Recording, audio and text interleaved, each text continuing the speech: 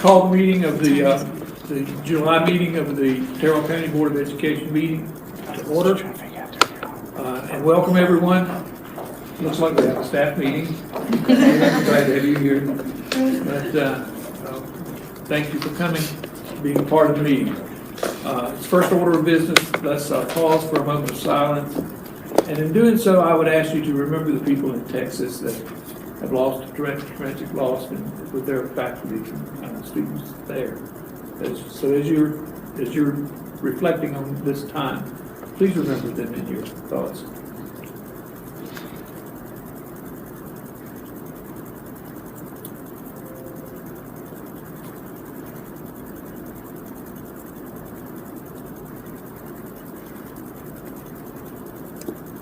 Thank you. The first order of business is the election of officers for the coming year. At this time, the floor is now open for nominations for the position of chairperson. I nominate Ms. Clow for chairman. Motion's been made to nominate Ms. Cloud. Are there any other nominations?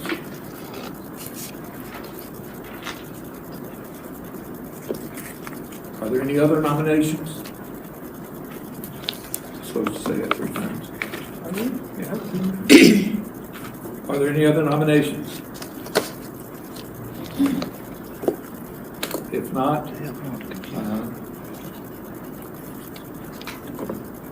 I need a roll call vote. So, Ms. Cloud, how do you vote? Yes. Mr. Scripture? Yes. Ms. Dunbar? Yes. Ms. Gibbs? Yes. Ms. Silverman? Yes. Okay. The voting is unanimous. Congratulations, Ms. Cloud. Your another term as chairman. Oh, thank you. And we're having a technical difficulty. We're getting there. Oh, okay. It's telling me I need to install something. Yeah. I need to do this. We've taken a pause for technical difficulty. I've been as So far at as this by the point, I'll computer turn it over to again. you for the nomination for vice chair. Thank you. I didn't know I needed to do that. Congratulations. Thank you. At this time, I'll open the floor for nominations for vice chair. I nominate Robin Dunbar.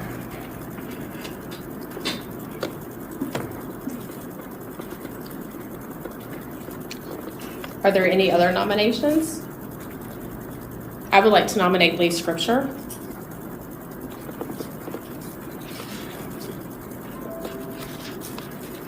Are there any other nominations? 3 times. Are there any other nominations? Are there any other nominations? That's 3 times. Okay. You have the same problem. I know. Oh, does she have the same problem too? Must be going down the line. You might as well go look at all Oh, of them. sorry. Okay. There are 2 nominations on the floor. Do we do one name first and then the second name? Is that what we do? I'm sorry. I'm asking a homework question and I should know. Yes. Okay, we'll do a roll call vote, and the first nomination we'll do a roll call vote is for Ms. Robin Dunbar. And how do you vote, Mr. Lee? No. How do you vote, Ms. Robin? Yes. How do you vote, Ms. Janie? I'm sorry, the vote is for Ms. Robin Dunbar. Yes. Okay, and how do you vote, Ms. Janie? Yes. And I vote no. Okay. Having everybody vote, our new vice chair is Ms. Dunbar. Watch my seats. Okay.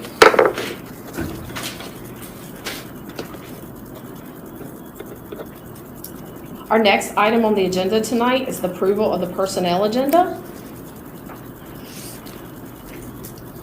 Motion to approve the personnel agenda as presented. There's a motion on the floor to approve the personnel agenda as presented. How do you vote, or is there any discussion about the personnel agenda as presented? How do you vote, Mr. Lee? Yes. How do you vote, Ms. Robin? Yes. How do you vote, Ms. Janie? Yes. How do you vote, Ms. Joni? Yes. And I vote yes, the personnel agenda is approved. Next is the approval of minutes. And they're on from the March 7th, 2022 meeting.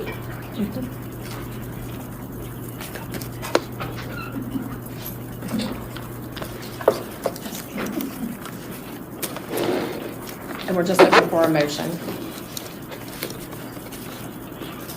Motion to approve minutes of March 7th, 2022. Ms. Robin has made a motion to approve the minutes from March 7th, 2022. How do you vote, Ms. Joni? Yes. How do you vote, Ms. Janey? Yes. How do you vote, Ms. Robin? Yes. How do you vote, Mr. Lee? Yes. And I vote yes. The minutes are approved. The next item is our consent agenda. And for those who might be listening, our consent agenda tonight is the face covering stance. And that is that Terrell County schools remain optional on all TCS facilities, as well as next is the face covering policy for policy number 4231, 5021, 7263, option B. And then the other item is the 2022-2023 board meeting dates.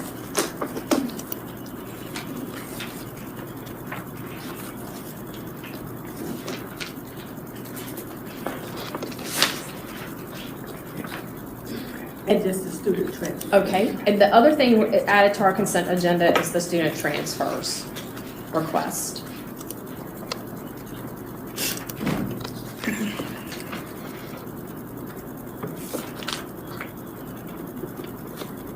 Madam Chairman, just a comment on the face covering stance. There was, the governor signed 19 bills today, and I understand one of those was to lift the executive order regarding the COVID. Having to do this every meeting. And so if this is included in this may be the last time you have to do this. I have not seen the text of the bill yet, but he has lifted the executive order, so there may be an end to this every month having to do this.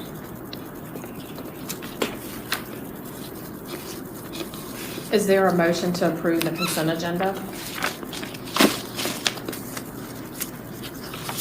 Motion to approve the consent agenda. Ms. Robbins made a motion to approve the consent agenda. How do you vote, Ms. Joni? Yes. How do you vote, Ms. Janey? Yes. How do you vote, Ms. Robin? Yes. How do you vote, Mr. Lee? Yes. And I vote yes. The consent agenda is approved. Is there any reason to reorder the agenda tonight? Not from the administration. Okay. Next, we're to our public forum. And just to remind everyone, the purpose of the public forum is to afford the public the opportunity to address the board in 3 minutes on matter related to policy or general concern. The board will listen and may ask questions to try to understand the matter being presented. As a general rule, the board delays discussion and/or decision until a later time. Since this is the only time on the agenda that the audience may participate in the board's meeting, if any person wishes to address the board, she or he should make it known at this time.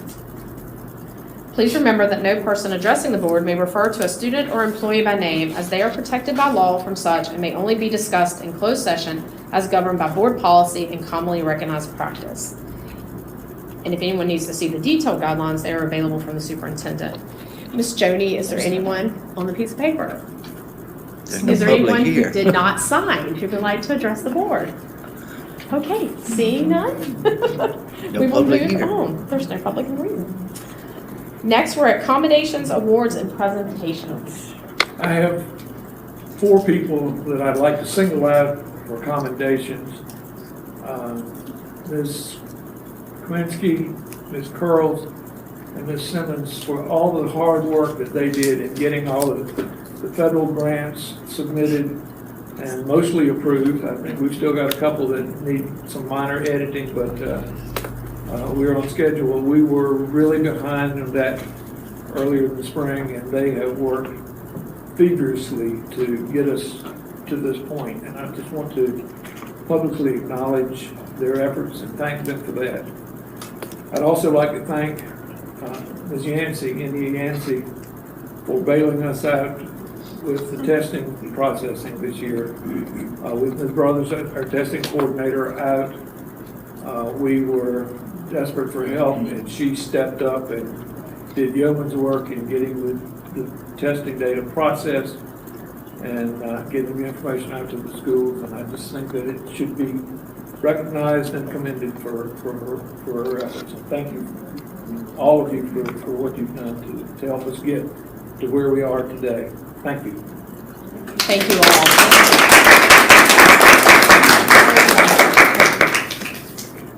all. Okay, next we'll come to our in-service and instructional program reports. And first up is Terrell Elementary School, and we'll recognize Ms. Bridgers and welcome. Yes. And we need to do another welcome to Ms. Jody.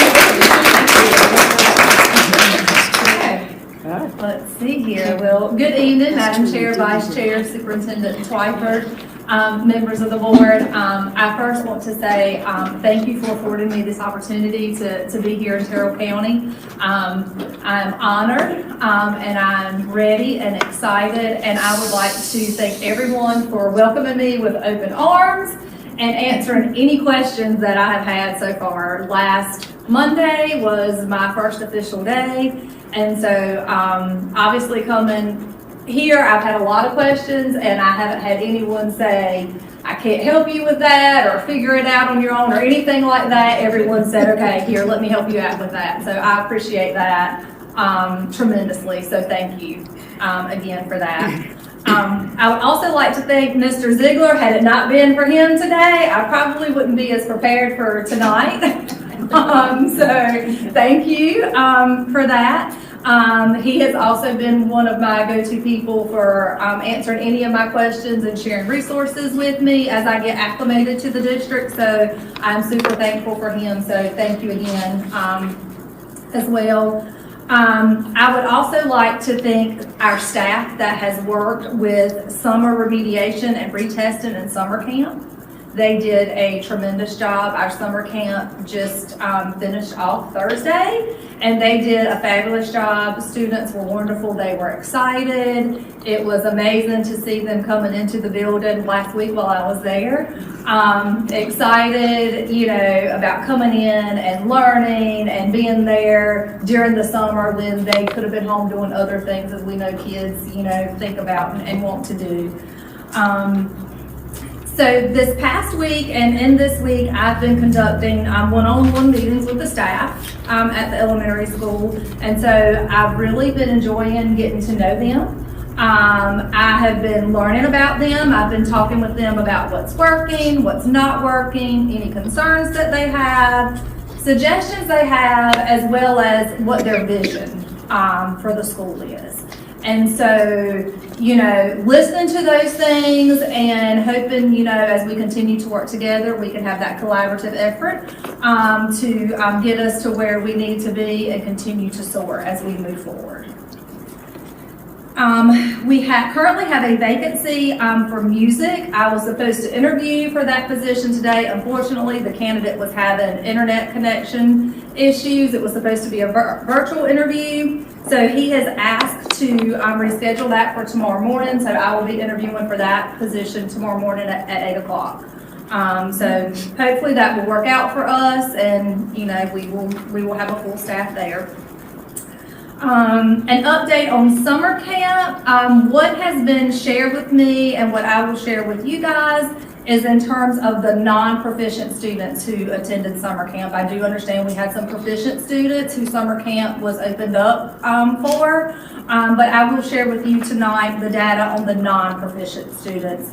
So for kindergarten, out of the 7 non-proficient students who attended, 4 students showed growth, and that growth ranged from 6 to 24 points, okay? And remember, this was based on the calculator that was provided to us by the state, okay? So there was a formula that was provided, and Ms. Carly Davis calculated that based on the formula that was provided to us. And 1 student was absent the day of testing in kindergarten. For first grade, out of the 11 non-proficient students who attended, 7 students showed growth, and their growth ranged from 1 to 13 points. And 2 students were absent the day of testing. In second grade, out of the 15 non-proficient students who attended, 10 students showed growth, and their growth ranged from 6 to 36 points. And 3 students were absent the day of testing. And for our third grade students, we had 4 non-proficient students. 2 of those students passed the portfolio during summer camp, And we do not have the RTA results at this time. As you know, Miss India has been a jack of all trades recently, so we are hoping to have those results tomorrow for those students who took the RTA test to see what those scores are. And then next, I will share with you our 2021-22 data. I will put my disclosure in here. I really wish I had the beautiful reports that my colleagues will share with you tonight. Unfortunately, with me just coming in, I don't have access to the same data that they have, so I will share with you what was shared with me. And as you can see, we have our reading, math, and science results for 3rd, 4th, and 5th grade for 2021 and 21-22. And if you take a look at 3rd grade, you can see for the 2020-21 school year for 3rd grade reading, we were at 32% proficient. And for the 21-22 school year, we were at 39% proficient. Now, we didn't offer the retake this year for the 3rd grade reading. For math, for 2021, we were at 14% proficient. And for the 21-22 school year, we were at 36% proficient. But if you look below, we have the retake student percentage. And so that percentage went up from 36% to 65%. We had an additional 7 students that were proficient after the retake. So that is amazing, okay? So that is definitely something to celebrate there. For 4th grade, reading for the 2021 school year, we were at 21% proficient. And for 21-22, we were at 36% proficient. And you can see with our retake percentage, we increased to 46%. So we had some additional proficiency there as well. For math, for 2021, we were at 9%. And for the 21-22 school year, we were at 14%. And then with our retake, we went up to 18%. So we gained an additional proficiency there as well. In 5th grade, for the 2021 school year, we were at 50% proficient in reading. For the 21-22 school year, we were at 20% proficient. And then with our retake, we were still at 20% proficiency. For math, we were at 37% proficient for the 2021 school year. And we were at 35% for the 21-22 school year. And with our retake, we remained at the 35% proficiency. With science, we went from 37% during the 2021 school year to 25% during the 21-22 school year. But as you can see with our retake, we increased to 38% proficiency with those retakes. So we gained an additional 5 students who were proficiency after that retake.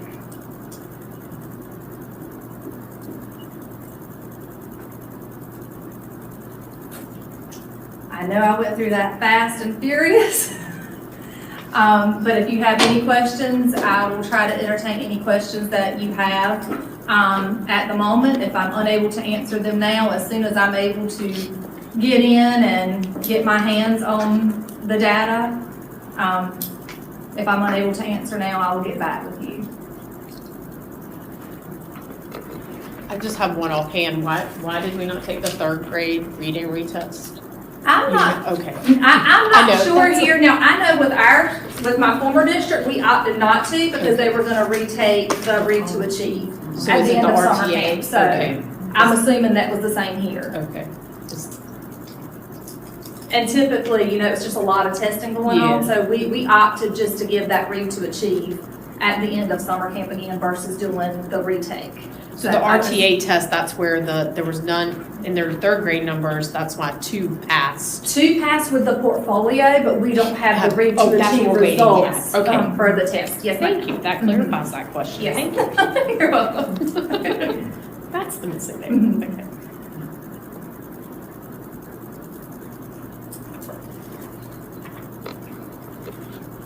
Okay, thank you. Are there any questions? Thank you. Okay. We have All lots of right. Thank you. opportunities. Thank you so much. Yeah, Yes, lots of yes. And we opportunities. will take advantage of every single one. Thank you. Okay, thank you. And next up is Ms. Matthias with the Columbia Middle School.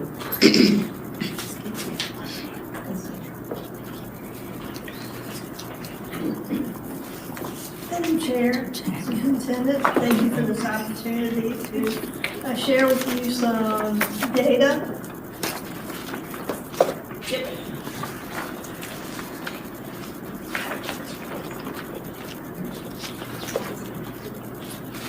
So,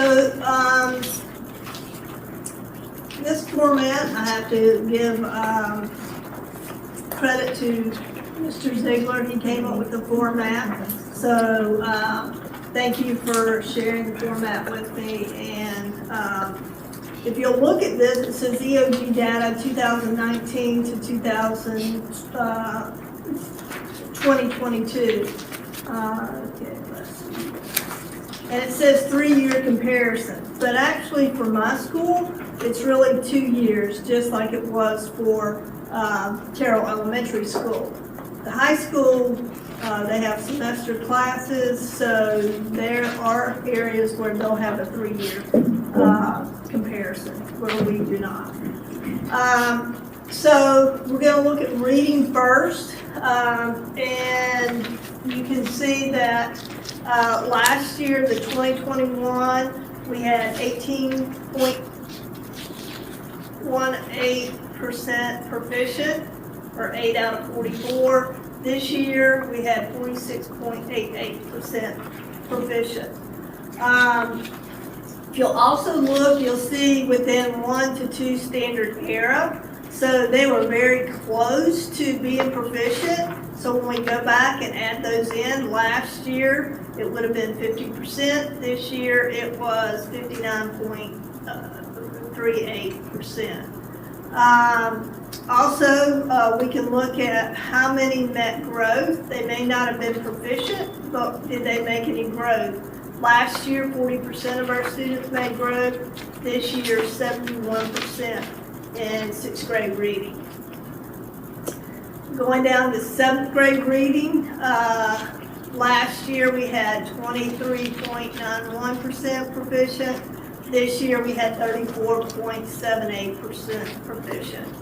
When we add in those students that were within 1 or 2 standard errors, we had 47.83% last year and 52.17% this year.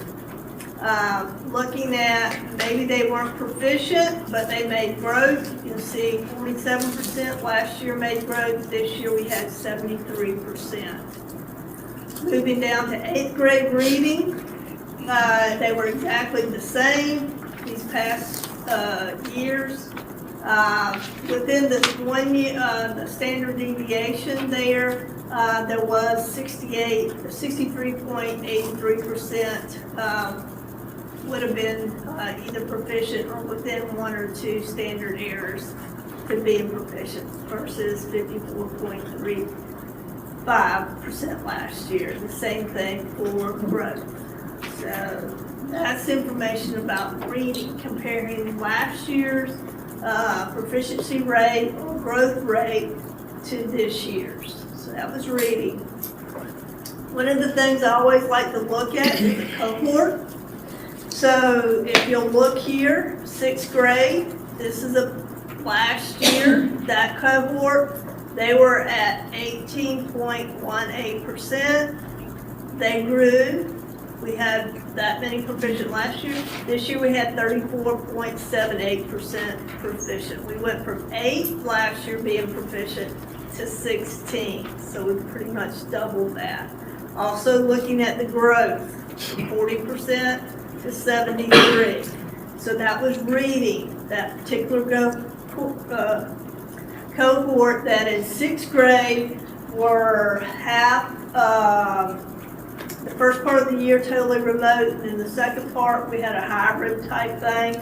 And then this year, pretty much, we were here normal. Also looking at the cohort for your last year's seventh grade, if you look, out of that cohort, 23.91 were proficient. This year, that same group of kids, 34.04%. 11 to 16, and looking at growth, we went from 47% making growth to 64% making growth. So with our reading, you can tell that, you know, we increased in our proficiency. We also increased dramatically in our growth within grade levels, but also looking at the cohort, those same set of students, you know, we're growing those. Math, same type of data that I shared with you a while ago. Proficient, previous year, 14.29%, this year, 19.35. Within 1 to 2 standard errors, we went from 23.81 to 54.84, and we did make growth. Seventh grade last year, 6.67, we increased to 27.6 being proficient. We went from 3 last year to 13 this year. Within the 1 to 2 standard errors, 26.7 to 53.19%. And of course, you can see the growth that was made. Tremendous amount of growth. Even though we may not have 13 kids proficient, we had 32 that made growth. Eighth grade, last year it was 10, this year is 2.2%. We had 4 last year, 1 this year, and I'll talk a little bit about that. When we added the 1 to 2 standard errors, we did improve there, but look at our growth. We went from 43% to 83.33%. So we may not have been proficient, but we are growing. And of course, the cohort looking at, did those students grow? That's important, not just that grade over time. So when we look at those 6th graders in math, they were 14.29. This year, 27.66. We went from 7 being proficient to 13, and of course we had that growth. And then 7th to 8, we had 23 that were proficient, and then we went to 1. But again, let's focus on the growth. Tremendous amount of growth. And I'll talk a little bit about that in a minute. Math 1, we had 7 students that participated in Math 1. 6 of those 7 were proficient. 6 out of those 7 were within 1 to 2 standard deviations. And this I was not able to determine because I cannot access students that are no longer in my school to be able to get that data. This year we had 2 students, both of them were proficient and both of them met growth as well. Science, last year our proficiency was 30.77%. This year 42.22%. Last year we had 12. This year we have 19. And of course we had an increase in the standard error. Growth last year was 33%. This could not be calculated because this group didn't take 5th grade science tests. So there was no projection of what they should be able to do on 8th grade because they didn't take 5th grade. So that's why that's like that. That was a COVID year, so we have no data. Again, this was remote and hybrid. So on this slide, a couple of things I want to point out to you. This information tells you our added value, and this is our diagnostic. This red here goes along with this that says not met. This is white. It says multi-year, I want to say trail, but it's not trail. Trend. Trend, thank you. It's white because you have to have 3 years, and we don't have 3 years, okay? If you notice, they're grouped into 5, circle is broken up into 5 parts. 1 is the lowest, 2 is low medium, 3 is medium, 4 is medium high, and 5 is your highest achieving group. If you look at the pie shape, okay, you'll notice that 1 is bigger than 5, 1 is bigger than 4. That means there's more students in the low proficient, low achievement area. So that the size of the slice tells you how many students we would have in that particular group. And you can see that in our lower groups, we did not grow.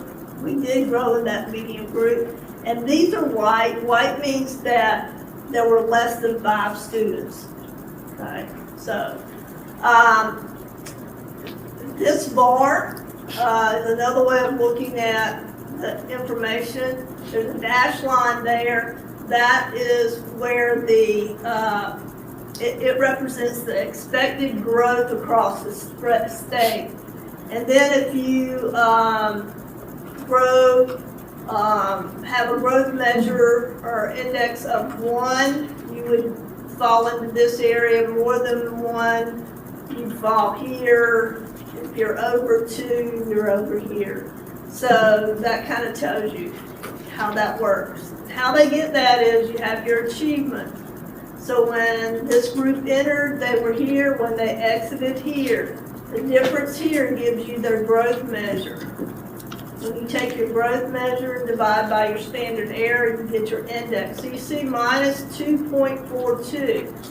That's why it ends up over here, because this line here would be negative 2, and it's more than that. So that's where you're getting that information. You can see here how we met growth. Most of the growth in 7th grade were in our low, medium, and medium group.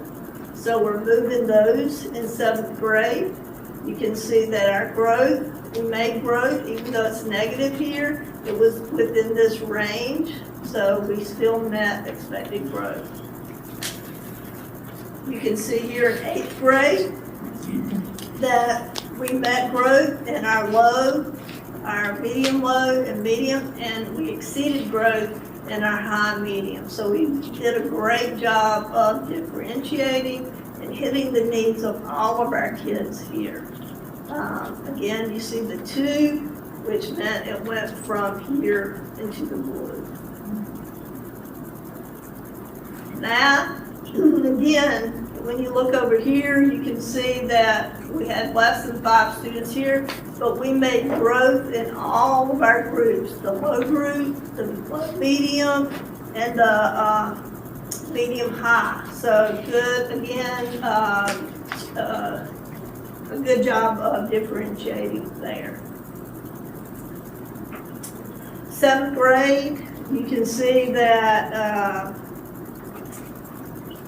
1, that was our low group. You can also see the majority of our kids are in that particular group, and they did not meet growth, but our low medium did, and we have very few in the high area. Here, 8th grade, you can see we did a great job moving our lower students and those meeting growth last year.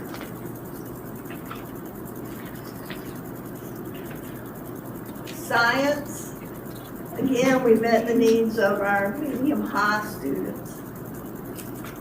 And this year. So again, it's a look at the same data.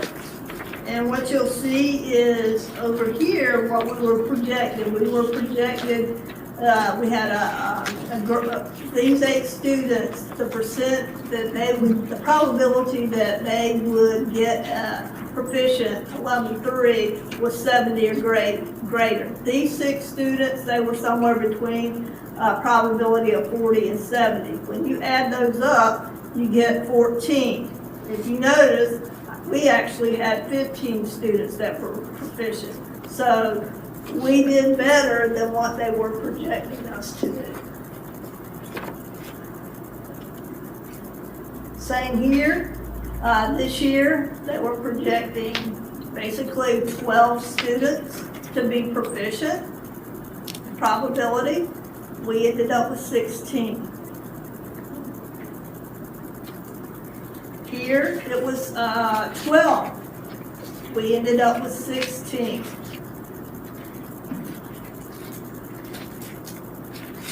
And this section, math, 6th grade, it says the probability, we should have had maybe 9 students to be proficient. One of those left, so he's not counted, he's not part of the 31. So we lost one of the 9, so that brings us down to 8. Another one of these that were projected to do well and be proficient actually moved to 7th grade. So his score is not a 6th grade math score. His score is a 7th grade. So basically we had 7 students and we got 6 out of those 7. Here we had 8 students in 7th grade that were predicted to do well, be proficient. We had 13. And here in 8th grade, we were projected to have 4. We had 1. Again, clarification on this. 2 of those 4 were in Math 1 this year. So that left 2 students, so one of the 2 that were projected did make that growth. Science, our Achilles heel over the past 3 years that I've been there. They projected us to have 30. One of those 30 did take environmental science this year. So, you know, we came up 10 short of what should have been proficient. But then when you look at within the standard era, we more than met the 29. So I feel like we did well there considering losing our science teacher mid-year or within the second semester. And that's all that I have. So if you have any questions, I know that was a lot of information. I think the big takeaway should be that we made growth, tremendous amount of growth in every area when you compare what we did last year. And in most of our areas, we did exceed the projected proficiency rate that we should have. So overall, I think we're headed in the right direction. Any questions? Thank you. Thank you.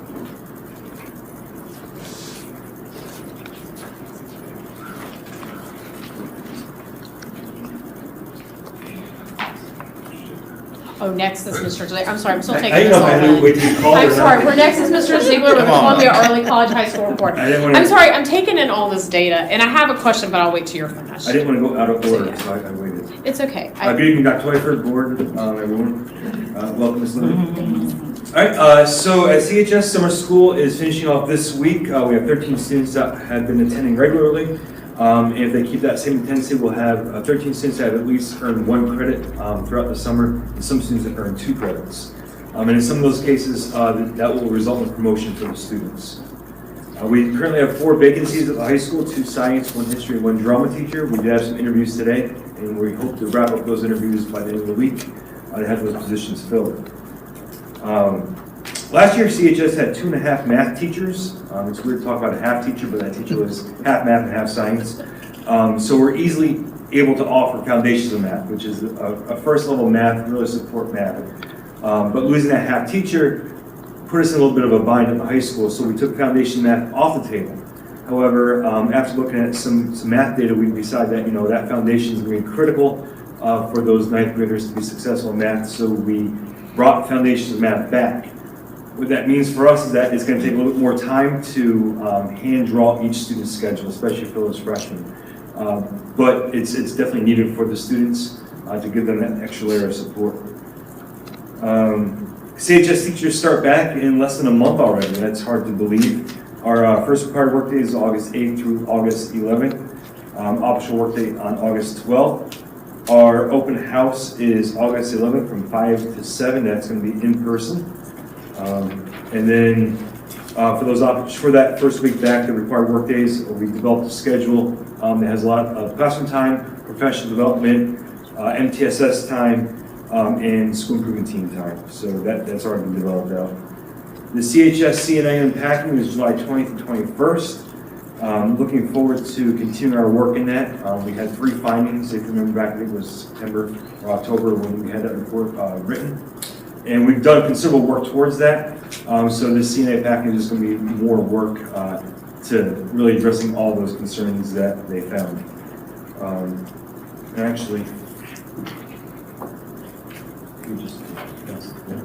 Is our progress towards the CNA findings. For athletics, we are currently what's considered a dead period. That's until July 18th. July 18th is going to be a green light for all athletics. So we're looking forward to doing that. Our new athletic trainer, Ms. Hannah McGowan, has started the year off great. She's already jumped right into her duties and responsibilities. She's done a program evaluation, continues to look at our policies and procedures, and highlights what procedures need to be put in place just to make that work between athletics and her duties and responsibilities seamless. So definitely appreciate Ms. McGowan for that. We do have a large number of students participating in soccer, volleyball, and football. We have 16 out for football. So our numbers are growing in that. And also big thanks to Mr. Mike Cole for securing football helmets for us from Beargrass. Football is our most costly sport to put on just because of the equipment involved. And we're in a little bit of a crunch with football with numbers and the equipment, but Mr. Mike Cole was able to work with Beargrass to get us some helmets that we desperately needed. So kudos to Mr. Cole for that. Special thanks also Mr. Mike Cole and Mr. Steve Rao for their work on the soccer and football fields. Don't know if you had a chance to see that lately, but it's super green. It looks great. They planted ryegrass in the winter, keep it green for all rec sports. They planted Bermuda here for the summer and the fall, and the field looks amazing. And with that, I will go into my data analysis presentation. And I thank Ms. Mathias for doing such a great job explaining all that, doing all that context and background work. Because that is a lot, right? It's a lot to dissect that and really look at it and figure out what all the colors mean and how that corresponds to data. So like Ms. Mathias, we have a 3-year comparison. 19 and 20 is a little skewed because that's that year that March we shut down and the state halted all testing. The 2021 school year, it was a little different as well because we started off remote, then we came back as a hybrid, and then 21, 22, I'm sorry. Yeah, I got that right. So 21, 22 is our school year. So this is a 3-year trend for Math 1. You can see that in the 19 year, we're in that red area that Ms. Mathias mentioned. For that, we had 43 students, 9 were proficient, and the actual number is 4 out of the 43. And then this past year, we had 51 tests, we had 2 out. We had 13% proficiency, 5 retested on June 7th. However, that did not increase our proficiency at all. So the actual number was 7 out of 53. However, as Ms. Mathias noted, we did show growth. So 28 out of 53 students that took Math 1 did show growth, 53% did show growth. Math 3, and this data will really show you what a difference a teacher makes. Again, here in 2019-2020, we only have 1 semester that, no data for the spring semester. In 2021, we had 40 students, 28 were proficient, 11 out of 40, and 66% proficient. And then 28 32% proficient, actual number was 9 out of 28, and 92% showed growth. What happened here with Math 3 is that we had a teacher go out on maternity leave. So again, the difference that teacher makes is tremendous. But again, you can see in 2021, definitely in the blue. English 2, again, that 2019-2020, our students were in a year-long class with some of the Math 1 students, so we don't have data for that since, again, testing was shut down that year. In the fall only, 22 students tested, 27% proficient, 6 out of 22. Within that 1 to 2 standard deviations, we had 10 out of 22, and then 9% met growth. However, again, 21-22, we did show a lot of increases. We showed 3% increase in proficiency and 31% in growth.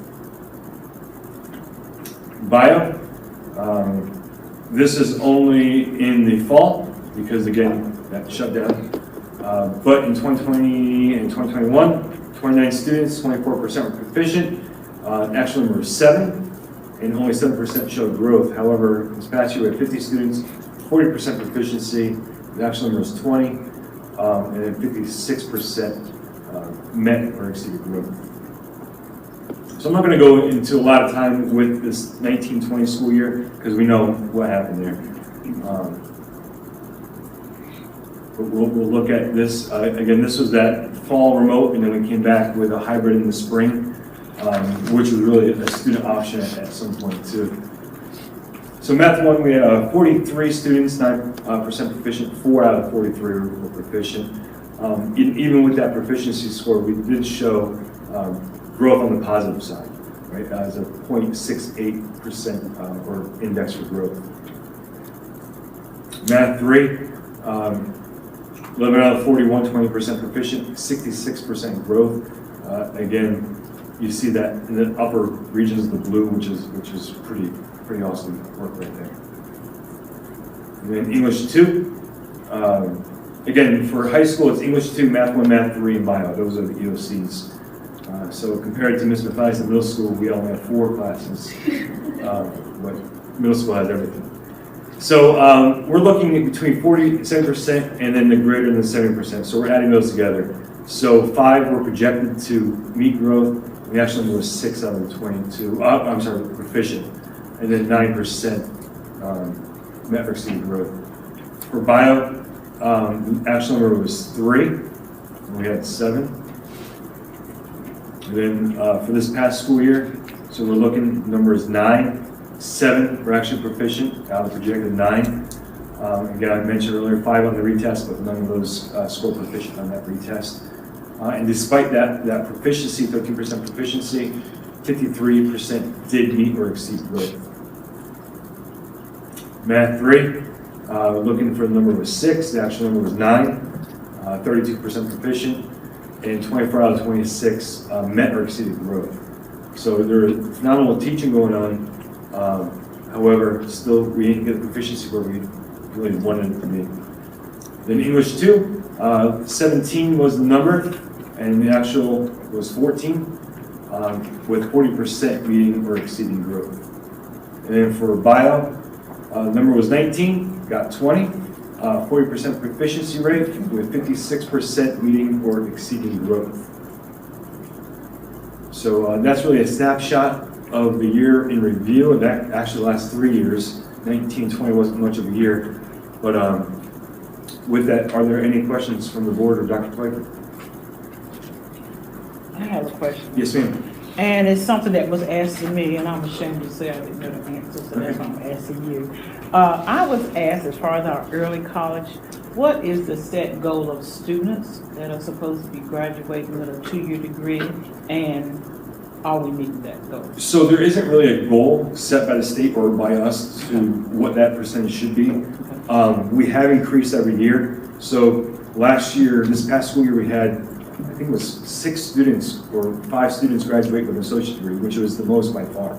And we've increased our engagement with those classes as well. So we're at about 62% of all students that are currently dually enrolled, meaning they're taking college classes and high school classes. And that's double digits above the next closest school in the state. So Hyde County is actually the second, and they're hovering around 30-some% that are dually enrolled. So we're double their enrollment for college classes. Ideally, I would like more students to earn their associate degree. It's a great opportunity for the students. It doesn't cost them anything at all. Just put in the work to get it done. And that was one of the findings in our CNA.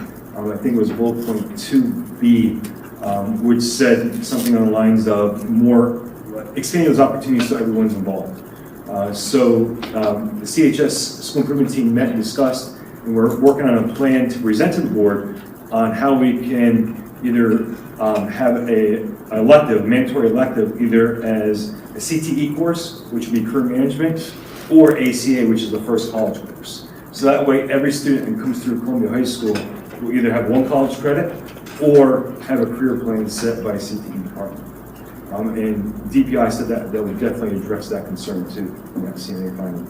So going back to the original question this gives is that there is no set number, but we would like to increase it, of course. Okay, thank you. Yes, ma'am. Any other questions? So I have a question for Data, and it goes for all three principals, and actually maybe Dr. Schweitzer. So this is exciting, lots of opportunities, lots of neat data, especially for growth. When does that get officially released by the state so that we can publicly rah-rah all this? So Well, even Dr. Worrell may know that answer. The data, we can release the local data currently. The state data will be released in September at the State Board of Education Okay. meeting. And then becomes official after that, Right. after So the it state becomes- board meeting in September. Okay. And then my next question is, seeing all this, and I truly believe, especially when you look at math scores, that every year from kindergarten on up is built upon every year. Are all three schools working together to tackle that opportunity for math proficiency and reading proficiency? How do we plan like that? Excuse me for not knowing that, but. No, that's a great question. So that's one of the things that came up with the DPI CARES team is vertical alignment, vertical planning. Thank you for the term. Yep, so Ms. Mathias and I talked about common content area PLCs for middle school and high school. So the common teachers will work together in PLCs to discuss that data and look at trends, and as Ms. Mathias pointed out, the cohorts, how they rise up each year. So that would be all your math teachers, all your English teachers, all your science teachers Correct. work together for their planning. Okay. And that is on the agenda at the elementary school as well, as to have vertical PLCs. Okay.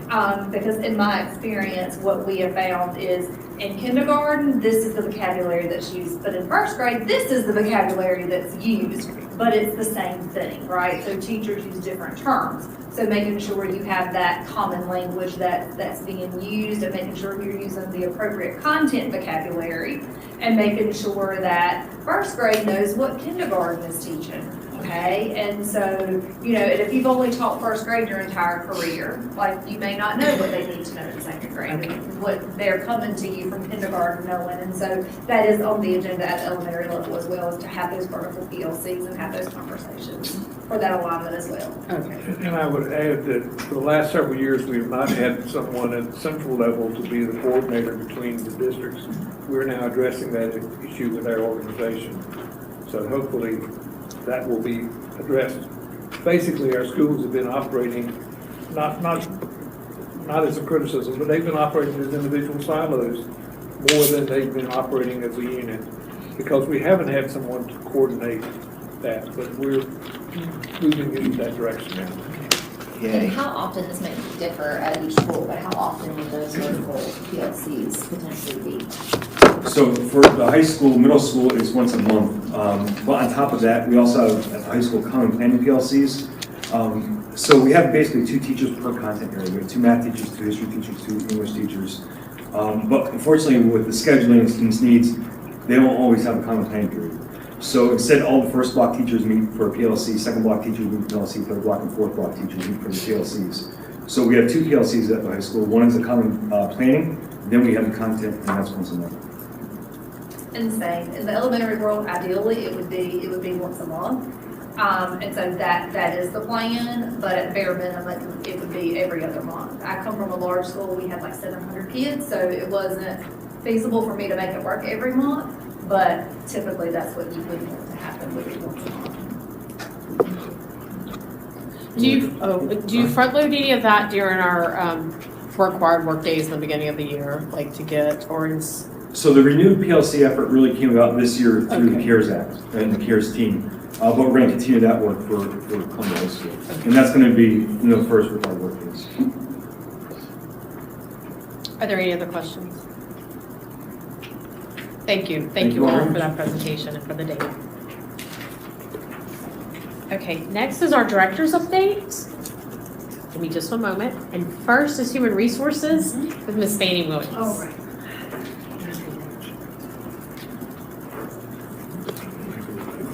Good evening to the board, chair, vice chair, board members. Our updates are really this time of the year built around hiring. So I would like to share with you that we are not an anomaly here because the pool is dry for everyone. I have worked with other HR directors, trying to find out what other resources they're using, and we're tapping into all of them. So last week, we did advertisements in the Postal Times, Daily Advance, Daily Reflector, Rocky Mountain Telegram. And we are seeking, well, we are targeting a pool of people that perhaps have 4-year degrees that have not considered teaching as a career.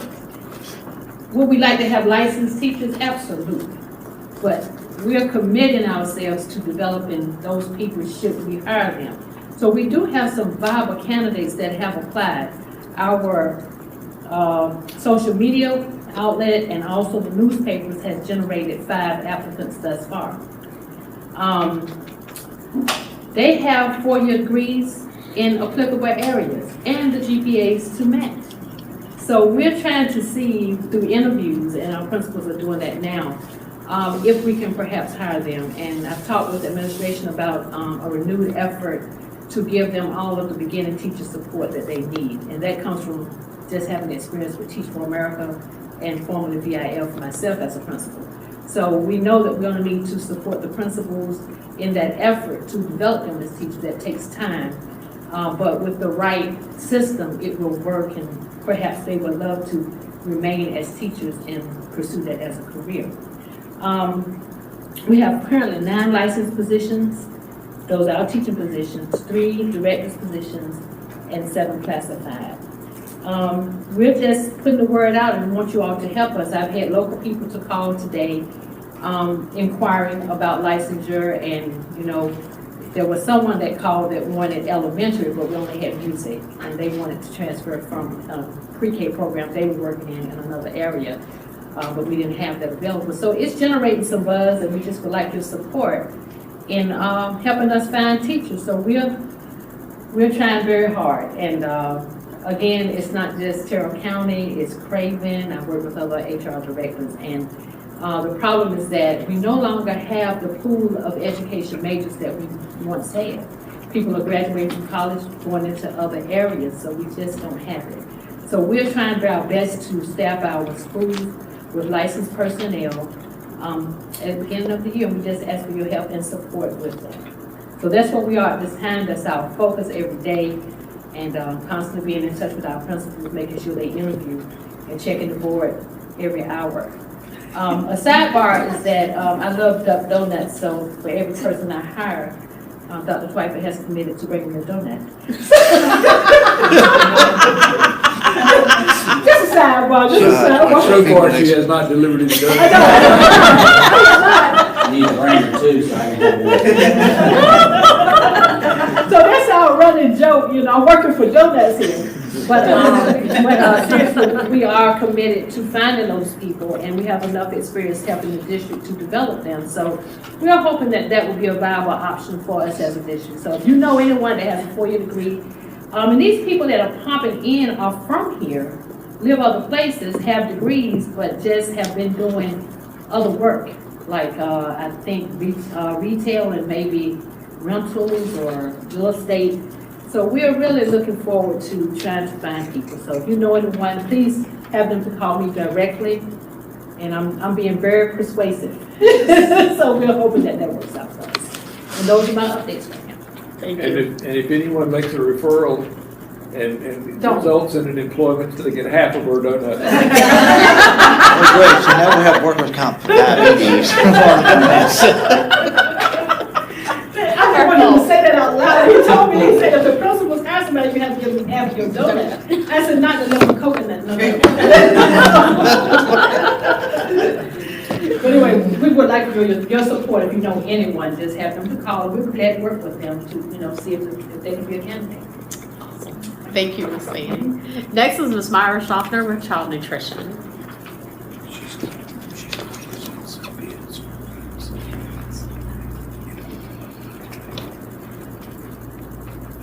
Good evening, everyone. Good evening. I have, my bids that need to be approved. I have never actually shown you guys the bid. I don't know if you want to see it, but if you do, I can have it ready for you for next month, if you would like to see the bids. But the prices have increased, and as you know, we do our grocery, supplies, and produce as a co-op. We did new bids for groceries, and Cisco Hampton Roads won our grocery bid.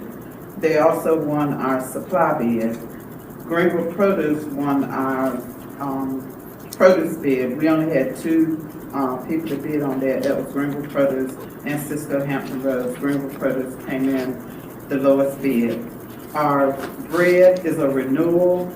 The price of our bread went from, if the board approves for me to do the renewal, we only have one vendor.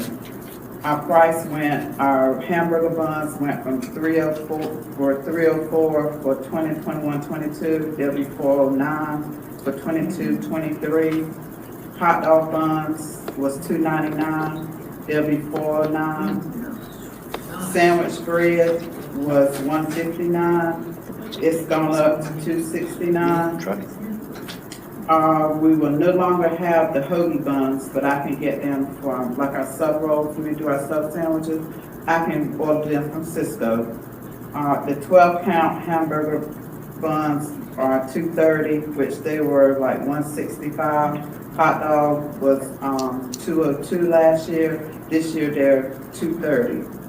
So we had a significant increase in our prices, but it's, when we send out bids, normally we only have one bread company that bids on us that will come to our area. And we do get sort of a better price because Hyde, Terrell, and Washington combine our numbers and bid together. We also have our milk bid. We decided to do a renewal on the condition that they deliver once a week. I accepted that because our Pet is a good company, and they only increased our price. They did do a price increase. We went from 25 cents on our 2% milk, which we rarely use, to 33 cents. 1% is 32 cents. The skim milk is 31 cents, which all of that was 25 cents last year. And I have that list. It will need board approval for me to continue on with that. And like I said, if anybody wants to see the bid, I have them all in a little folder. I can make copies and attach it to an email, so you won't have to, won't have all those printed papers. Also, we attended our state conference in June. We had me and two assistants went with me, but a manager. She went to the new managers training class because this is her first year being manager. So hopefully she learned a lot of information. And I also attended a refresher course for directors, which we will be back with National School Lunch and School Breakfast next year. So it was a lot of information that we needed to get back in contact with. So we had a good conference. I did have pictures, but I had jury duty this morning, so I didn't get a chance to send them to Miss Audrey so she could do me a little presentation. And Miss Tara, I have to send y'all a picture of her cake. It was beautiful, but on a technicality, it got disqualified. So, we're prepared for next year. So this was her first year, and my first year doing anything with the culinary arts. So her cake was beautiful. And I'm gonna send you guys a picture of it. And it just got disqualified on a technicality. So, she was excited, and she said she's ready for next year. So next year we're gonna bring back some trophies. Cool, that's exciting. Yeah, and that's all for child nutrition. Okay, so there is a proposal for us to approve the bids for milk, pet dairy, groceries, Cisco Hampton Roads, bread, Franklin Baking, supplies, Cisco Hampton Roads, and produce, Greenville Produce. And we just need to approve to accept these bids. We need a motion. So moved. Ms. Janey has made a motion to approve these bids. Is there any discussion? Hearing no discussion, how do you vote, Ms. Janey? Yes. How do you vote, Ms. Janey? Yes. How do you vote, Ms. Robin? Yes. How do you vote, Mr. Lee? Yes. And I vote yes. The bids are approved. Yes. I'm sure most of you know this, but the child nutrition program is an enterprise account within our operation. They have to generate their own revenue to pay for their own expenses. And with prices going up and with the student participation, because our enrollment's going down, it's going to be quite difficult to balance those budgets. So we're now looking at the cost of food if we have to increase the prices. We really don't want to, because obviously if you increase the prices, you may reduce the number of students who can afford to participate. So it's something that we're studying thoroughly to make sure that we can keep this program financially viable. Ms. Schaubner's done a great job in managing it, and she will continue to do that balancing act. It will just be the a la carte prices, not meal prices. I was like, we're still on universal. Yes, ma'am. Okay. Yeah. I was like, I thought we were on universal CEP. breakfast and lunch. It's Okay. still CEP. Okay, CEP. But But it's the a la carte. Even with universal, if the reimbursement rate's not the same, it Right. makes it more difficult to balance. Another technical question. Are we still doing the contract for the charter school?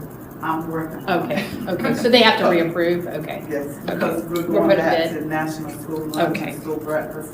I have to do, it'll be like a catered meal. Right. for them. Okay. I sent them the contract today. Okay. Awesome. Thank you for that. Okay, our next item is for director's updates is student services, MTSS, and CTE with Ms. Sheila Kaminsky. Good evening, everybody. Good evening. This evening, Dr. Twyford has asked me to give a brief update on where we're at with our summer programs. You've heard our principals talk about our academic programs, and a lot of those are still going on with summer school. We've had Read to Achieve camp, we've had retesting, remediation retesting, so we've had a lot of academic camps that are going on. But in conjunction with that, we've had a lot of enrichment camps going on. And one of those I just lovingly call PRC 176, and the other one I call PRC 177. PRC 176 was the funding we received to provide enrichment opportunities for our students. And we've had several camps that have occurred, and we've got several camps that will continue tomorrow and go through the end of July. So I would just like to mention and give a shout out to Ms. Casey Council, Ms. Jasmine Sproul, who had a week of, it started out as cosmetology, evolved to self-care, and girls' self-esteem, all good things, with about 12 young ladies from kindergarten up through middle school that participated. And they did different things like yoga and girls journaling. They had someone from Waterloo to come, aromatherapy, all these different conversations that, of course, young ladies sometimes need. and the kids actually left with their own journals and yoga mats, and so I think they all had a great time. We'll continue this week with myself, with the kids with Animal Camp. These are kids that have an interest in different types of animals, animal care. As you know, CTE, we do have an option to dabble into veterinary medicine with our students, with Sylvan Bird Park, with Pond Knoll Shore Aquarium, and then the Asheville Zoo. And again, we have a smattering of students across the board. We go into next week with Mr. Ziegler's specialty, ecology, where he'll be tapping into Mr. Lenny Lita, and they'll be going out of Pirates Cove and doing what we found out to be probably the number one thing our kids like to do, which is fish. But he'll be doing ecology and history, which of course is his passion. And then we end the month with a lot of college visits and exposure for our students. So just kind of giving you an update on where we're at with that. But the big thing I'd like to share with you tonight is 177, which was our certification or career concentrator camp, which of course I just like to call CTE. We actually polled our students and we decided to focus this year on healthcare. We have a lot of students that are in that middle school, high school range that want to do something in healthcare. And so what we did was we came together and we really looked at 4 different criteria, one being certifications. How can we quickly and efficiently get our kids certifications, realistically with funding that we have and with the time we have? How can we expose our kids and give them experiences? Because the big thing was we did not want them to be in the building sitting all the time. We wanted them out and about, Eastern North Carolina. And then the last 2 things, of course, would be push them out of their comfort zone and just let them have some fun. The last couple of years have not been fun. We've all been locked down, and we wanted them to go out and have a good time and maybe do some things they've never gotten to do before. Okay. So what I'd like to share with you is I did not bring my 130-page slide. Ms. Jane, I did not bring that, okay? Now, I will send it to you if you'd like for me to send it to you. Can you back it up there? These are the students that signed up and participated in this camp. The last young lady, she was at our first week, and then she got employment, and you can't fault her for that because she's trying to save money for college. She was our senior that is going into nursing, so we had her participate in our first week, and then she left us to go make some money. But these students fast and furiously participated through COA, through a Scrubs campus there. We shadowed the Edenton Steamers athletic trainer because we actually realized we had some students very interested in athletic training, so we've got some internships set up with Ms. McGowan, as Mr. Ziegler mentioned her. East Carolina University, Boca Community College, we've got a number of OSHA certifications, CPR first aid, AED, stop the bleed. We did go to the Corolla ropes course because we wanted these kids to do something they'd never done before. We wanted to get them off the ground and see what they were going to do and what they were made of. We continued that experience with pig dissection because if you've never dissected a pig, it is fun. We did some personality tests and some team building. We talked about communication, and I saw some new friendships forming, which was beautiful across what will be some rising 6th through 8th graders, which was wonderful. We were on the bus a whole lot, learned a lot about that road that goes to Corolla, never ever want to do that again. And more McDonald's than we ever, they even didn't want McDonald's at the end. The last trip we went to Dairy Queen, we just don't like McDonald's anymore. But I did want to say Miss Miriam Faust, Miss Michelle Jackson, she drove the bus. Miss Miriam was fantastic. I mean, she's got a heart of gold. But I just want to show you a couple of pictures that we have here of the students that are listed here. 50% of these kids achieved all 6 certifications that were offered. The other 50 did 4 or more. Okay, we only had 1 young lady, as I said, who didn't achieve the and the goal we had was 3. So they rose and went above. This is a young lady on the ropes course. You could just go right to them. I only have a few pictures here. They had a great time. This was in Corolla. They were zip lining. They were walking on the ropes course. If we ever do get, one of those big walls, I know who I'm nominating to be up there, not to be up there. But I think they all had a great time. This was at the Scrubs camp, and it was beautiful because we saw some kids working together that I don't know if they ever even interact at school as small as we are.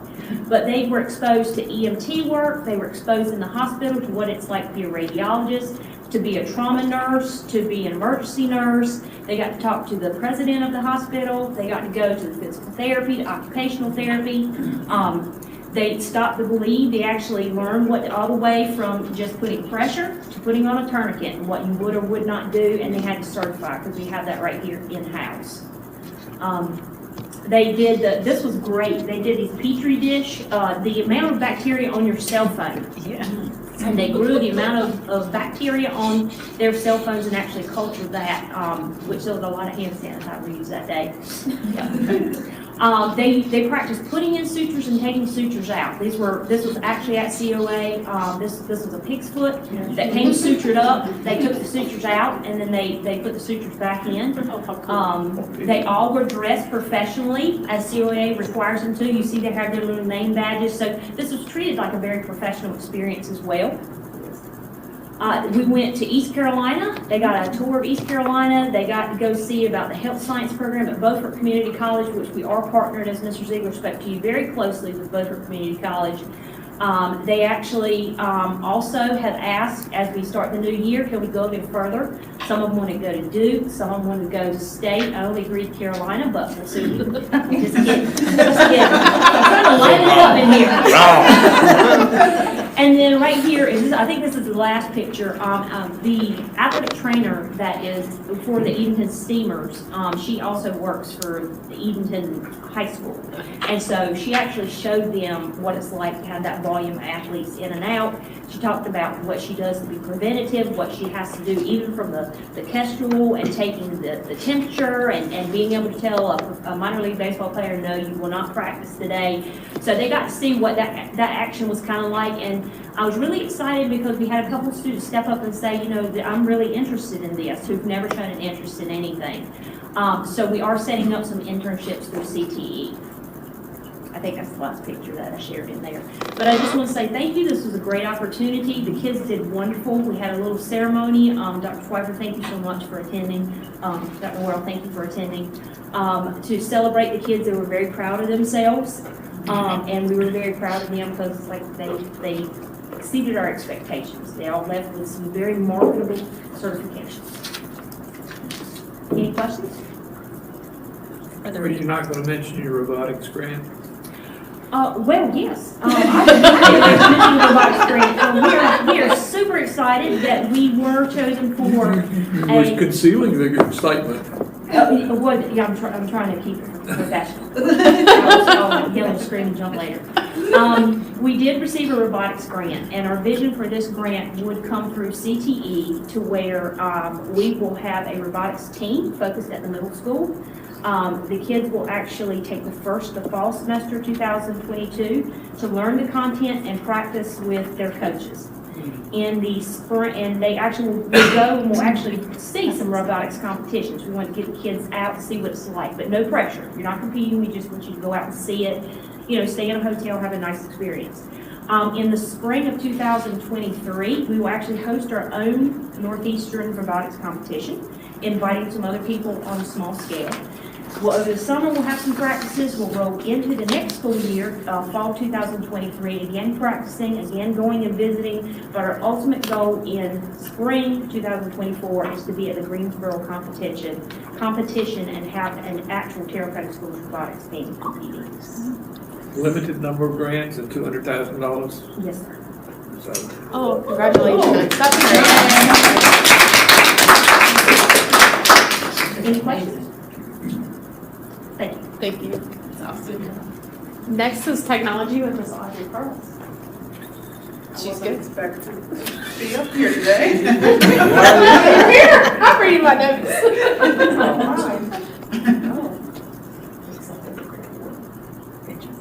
Okay. All right.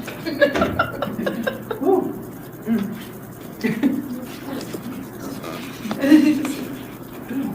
Well, good evening. Good evening. Off the top of my head, with a little help from Mrs. Cloud,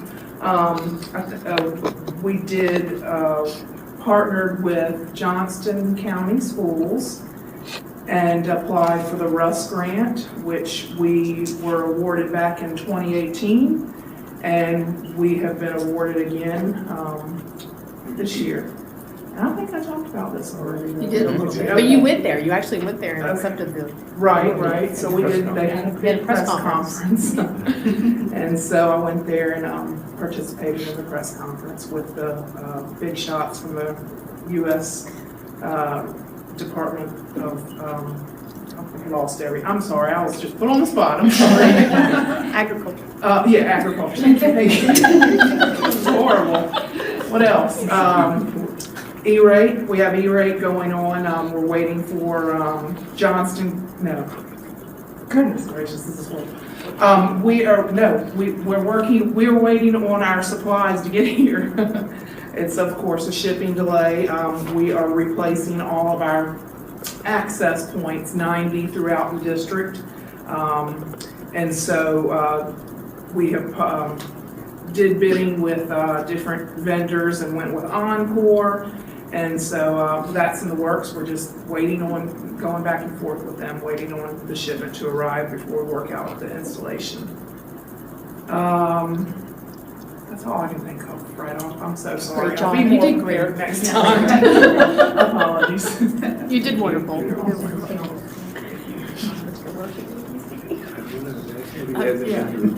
Next is transportation. Do you have anything to report, Mr. Murphy? We don't want to put you all on the spot. He's ready, all right. Good evening, everyone. Good evening.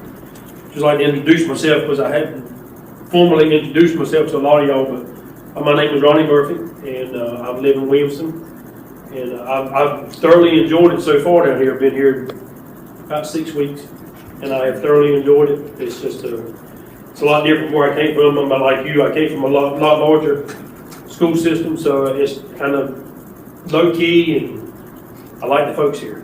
Me and my wife, we had a little discussion the other night. We were sitting there talking, and she says, "How do you get along with?" But I said, "They're country folks. I get along with them great." Anyway, I just kind of want to give everybody an update on where we're at with the buses. We've had some issues. I think they may have had some issues in the past. We still have issues. Now, I'm not telling you I've come here in 6 weeks and we've corrected all of them by no means, because we haven't. But we have made 3 major repairs that I know of. We've had to put a fuel pump in one bus, air compressor on one bus. I've got one in there. Actually, tomorrow I'm hoping to finish it up tomorrow. I got to put some injectors in, so it's just, I mean, it's major stuff, but it's stuff that just need to be done. A lot of maintenance stuff. We put on quite a few tires, oil changes, just the maintenance stuff. We've done quite a few of those since I've been here. We have washed, and y'all may think I'm crazy, but where I came from, we had 58 buses on the road. And we literally washed the underside of every one of the buses every summer. It sounds crazy. And when I first started it, I was like, there's no way this will work. I'm telling you, it is like heaven. When you do a repair, you don't get greasy. You don't get filthy like a grease monkey. You actually can see potential problems or problems without having to dig through 2 inches of dirt and grease and grime to try to get to it. So it's actually not just for a technician or myself or whoever's cleanliness, it's actually a safety feature for the kids too, because you can actually see something just about to give you a problem on the bus before it actually happens. So that's a good thing. But we've got about half of them washed underneath and in the engine compartments. Quite an undertaking in washing these things. Also, the stock room we've got down there, it's not huge. We don't need a huge stock room. We don't have very few buses. But when I got there, I had stuff scattered everywhere. So I have gone through it all, gathered it all up in a pile, and I've sat down and I've got part numbers on all of them. I've got it all organized.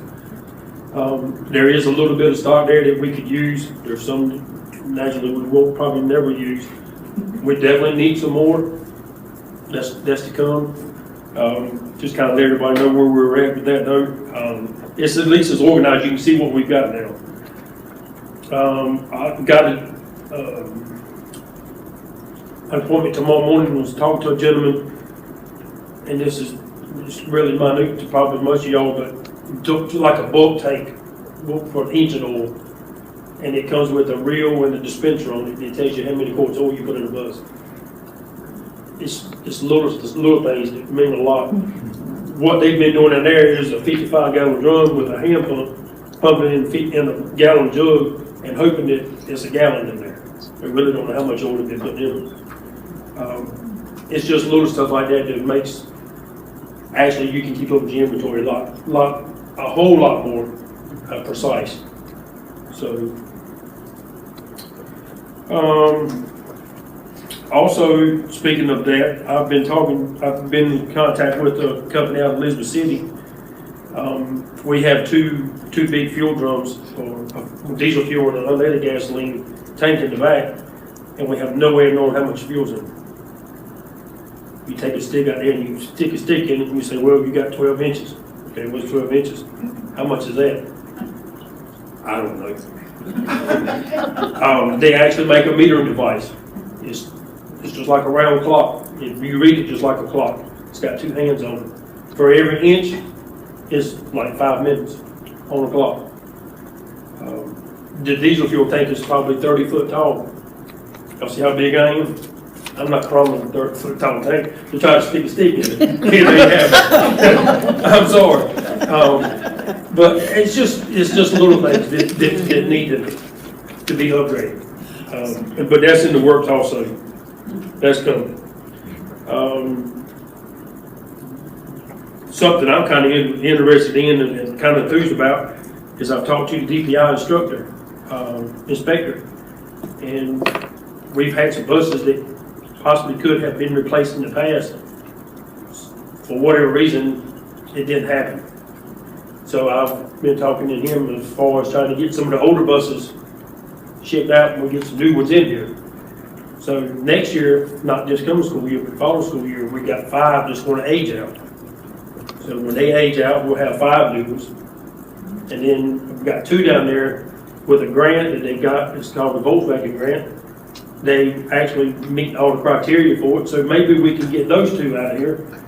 We're going to go from old buses to all new buses. So that's what we're working for anyhow. So, but we're going to get there. One other thing I've been asked about when I got here a couple of weeks, I was here for a couple of weeks, and they came to me and asked me about the camera systems on these buses. Want to know what we use where I came from, and I told them we use a couple of different ones, but our best ones was probably a Seon. The state actually gives cameras away every year. They'll let you apply for up to 10 camera systems every year, and they've not been applied for in the past for whatever reason. I don't know why. Couldn't tell you why, but I can tell you they will be applied for this year. We will have some new cameras this year. I don't know if I'll get all 10 of them, but we're going to apply for 10. And if we don't get the 4 of them, that's 4 more than what we had. But I've been tickled with it. I'm hoping everyone down here can see some improvements. I've really thoroughly enjoyed it. I'm glad y'all give me the opportunity to do this. So, any questions? Thank you. Are there any questions? Thank you so much and welcome aboard, Mr. Murphy. Thank you. Thank you. Next up is the CARES Act update with Mr. Ziegler.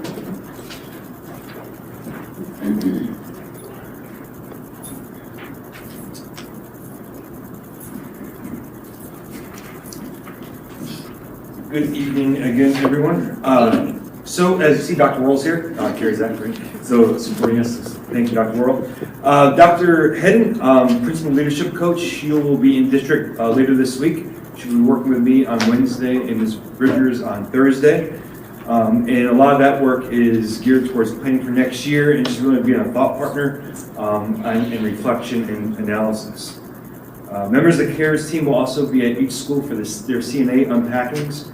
Again, CHS's unpacking is July 21st. In middle school and elementary school, I believe is unaccounted for August 11th and 12th. Yes.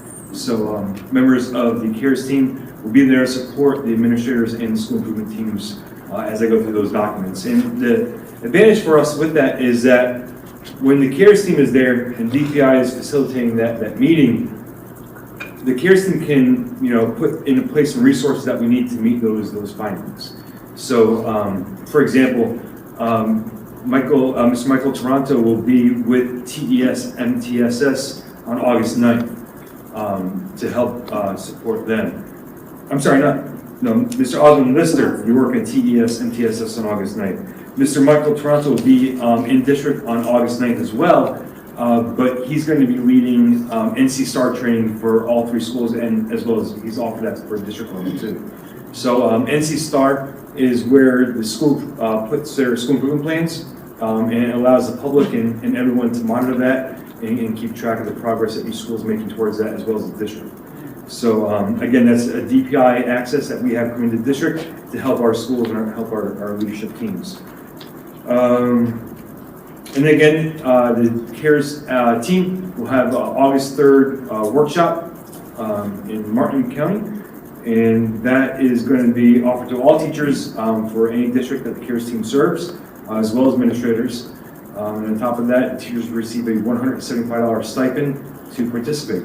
On top of it, classroom management, data analysis, and things like that. So it's very a great opportunity for our teachers to participate in that. And also just that continued collaboration. Mentioned last time how we're working with all the CARES districts for pacing guide development. So that way we can all lean on each other. So again, the support from the CARES team is tremendous in our district. We definitely appreciate it. Thank you, Dr. Worrell, for everything that you bring to our district. And continue to help us as again, you saw with the data presentations tonight, we're moving in the right direction. Each school's moving in the right direction.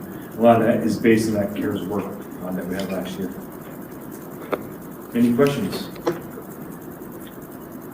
Thank you so much, Thank Mr. you. Ziegler. Next up is our school plants, equipment, and fiscal affairs with facilities report. Mr. Doug Patrick.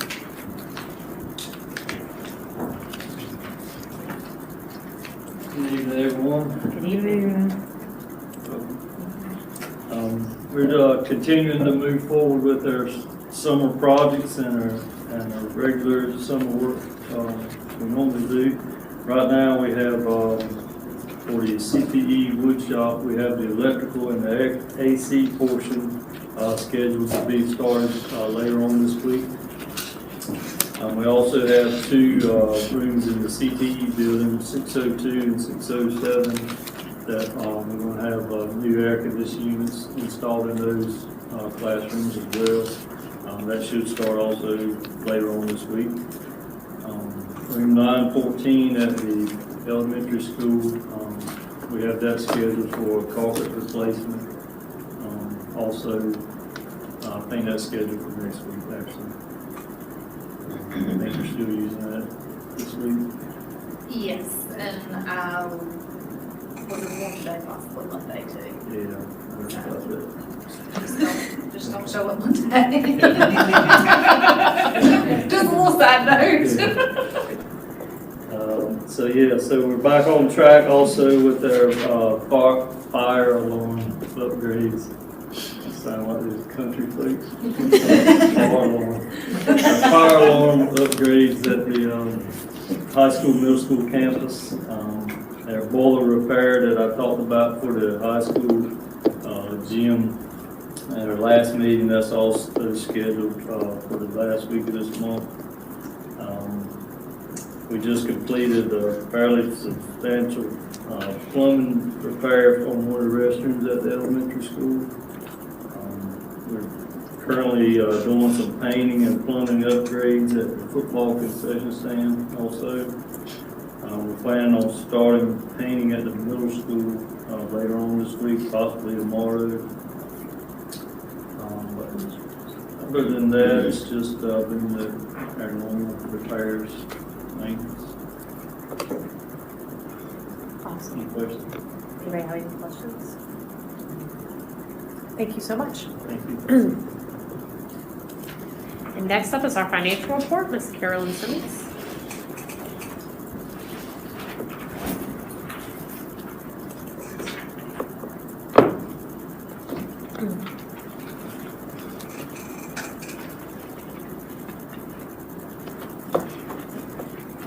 In your packet, sorry, good evening, everybody. Good evening. In your packet, I have the final budget report for fiscal year 2022. And I just wanted to go over that budget report by fund to just kind of give you a little update on each one. So starting with our state budget, we spent $8.3 million for the year, and about 94% of the funds that were allotted. We had $525,000, about 6% of that was unexpended. Some of those funds will carry over to next year. We have about 56% or about $300,000 in tech fees, at-risk funds, and textbooks and allotments that will carry over. The rest of that, at $233,000, will not carry over. Those funds that were allocated but not spent. So if you look at your budget report, in that next to last column, the remaining budget, I highlighted some of the things that would carry over. For our school technology funds, we have $3,900 carrying over. At-risk student services, $175,000, and then on the top of the next page, our state textbook allotment account, and that's kind of a cumulative account. We have a little bit of money that's allocated every year. It grows, and we actually earn interest on that. So we have $113,000 on that. Back on the first page, funds that we did not spend.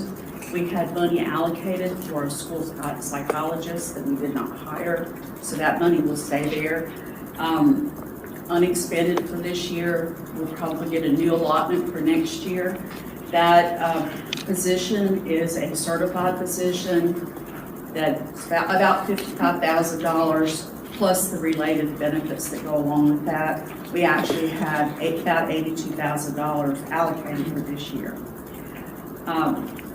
Looking down at CTE, we did have some supply chain issues, just like Myra is having with child nutrition, where we ordered stuff in August that didn't, we couldn't get it in. So those funds were not expended. They'll just go into next year's expenditures. Going down to PRC 027, our teacher assistant, we have a TA to teacher education reimbursement program that we get funds to support 5 TAs to continue their educations to be licensed teachers. Those funds, we had got $23,000. We only expended part of that for this year, and so those funds will roll over into the pot of money to be reallocated next year. We had AIG funds that were also left over, $11,000. We had early college money, $96,000 that was left over, and then we had some school connectivity funds that were left over for the year. So out of that state budget, we spent 94%, but we had 6% that was left over. Going into the local funds, we actually had $748,000 in our budget for the year. We spent $736,000 of that, leaving about $12,000 unexpended, but we're going to have some payables that we have to record at the end of the year for the audit, which are going to eat most of that up, for electric bills. So out of the money that was budgeted, we also had fund balance that we had to appropriate to balance our budget for the year. So we ended up using about $39,000 for fund balance for 2 one-time budget expenditures. One was to fix the cash in our account, which was successful. And the other one was to pay out our former superintendent, those final payouts that we had to do. So going forward into the next year, our estimated fund balance is about $358,000. And that's important for us to have that It sounds like a lot of money, but we get our money from the county by the month. So we get about $42,000 a month. This would be what we would use for our cash flow, keep operating those capital projects, those kinds of things that we need that cash flow for. Our federal budgets, we actually had allocations for $3.6 billion in federal program money that came in. We spent about $1.3 million of that, and the remaining balance, the $2.3 million, will carry over into the next 2 years.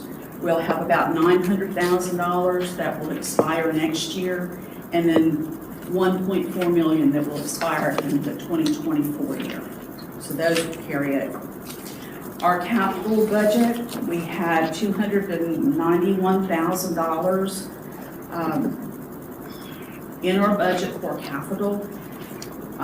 We actually spent about $189,000 on various different projects during the year. To support that, we had to use about $82,000 of our fund balance that the board approved so we could get those improvements done. We also received $101,000 in our K-12 athletic facilities grant. That was unexpended for this year, so that will carry over to next year. I estimated at June 30th that we had $490,000 in our fund balance going forward in capital. All of those funds are allocated for various different projects, either our summer projects, our K-12 athletic facilities, or the CTE Learning Lab. And then for child nutrition, Dr. Twyford mentioned, child nutrition has to generate their own revenues and cover their own expenses. This year, because of our higher rate of reimbursement, we had revenues over expenditures of about $18,000. It'll carry over into next year. Pardon, lose my voice here.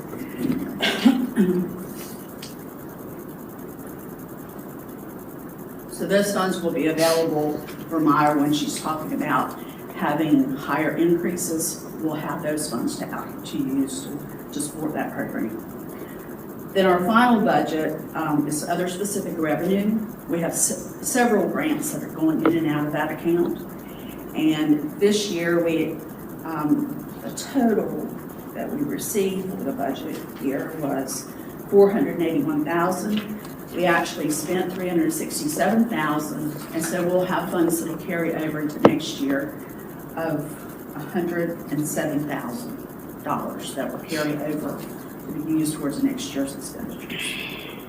So overall, we're talking about a $15 million budget for this past fiscal year. We spent about $12,000, about 80% of that. And the majority of those funds that are left are going to move over into the next year for carryover. Okay. So I have a question about the state funds. Did you say the highlighted ones don't carry over? Or the highlighted ones do carry over. They do carry over. They do carry over. The other ones, the unhighlighted ones that are state funds don't carry over. That's right. Okay. We expect allocations in those that if we didn't spend next year, similar and probably enhanced, because what we're hearing is more money will be allocated for SRO, just at various different programs. So with the teacher assistants, because that's an educational reimbursement, is what I hear that correctly? For which one? The teacher assistant? Yeah, the teacher assistant was for a reimbursement. 027. How do we advertise that to our teacher assistants that that's available? Or maybe that's an HR question. Well, it's actually it's through the HR department, and we actually get that every year. We've received it for the last 5 years. Okay. We do have a protocol, and I think Ms. Fanning has been sharing that with the teacher assistants. So we're encouraging them as a potential, because that's a potential pipeline for future educators that I just want to make sure they. We have one person that is participating at this time. Okay. And I've contacted and spoken with other teacher assistants, and they were not interested. Okay. But I'm continuing to promote that because it's a great way to get your license. Yeah. And we can support 5 positions. up to $4,600, I think, per year Right. of education reimbursement. And that includes travel and a lot of other expenses, more than just the tuition. I know, that's why I didn't know if they understood, that people understood that was an opportunity. It is, I think I did Miss Curlston posted earlier Okay. this year.